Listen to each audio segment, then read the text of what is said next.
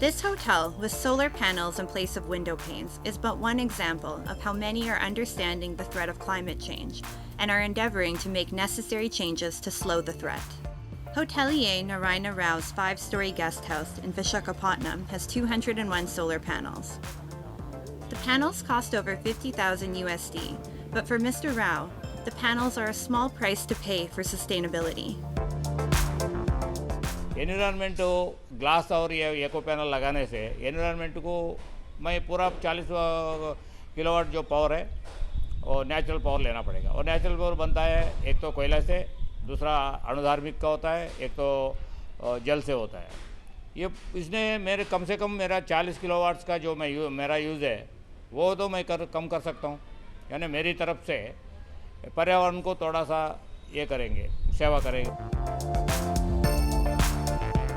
At a larger scale, the government of India has doubled down on its efforts to reduce carbon emission and has set a target for the coming years and decades.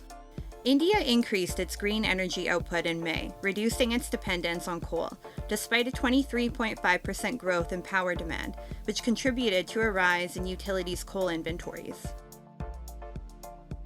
At present, 40% of India's installed electricity capacity comes from renewable sources like solar, wind, and hydropower.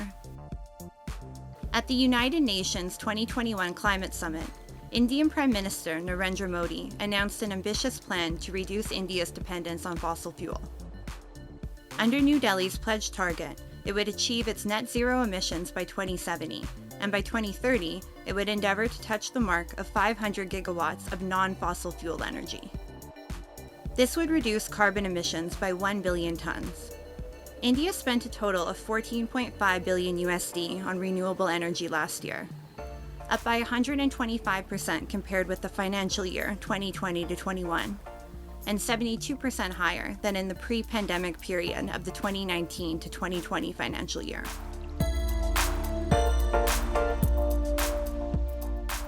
We are on track with respect to whatever we have committed to ourselves and to international community, and most of the spending is coming from private sector. India has an immediate renewable energy target of 50% of its total energy needs, which the government says it will be able to achieve within a few years. Every arm of the Indian government has already set out on their mission, with alternate sources of energy being pursued aggressively in all aspects of lives. The phasing out of petrol and diesel vehicles and their CNG and electric alternatives hitting the road is just one facet of the country's multi-pronged green mission. While the per capita carbon emission of India is one of the lowest among the world's major economies, an absolute green India doesn't seem implausible, with the kind of enthusiasm and capital being pushed into the project.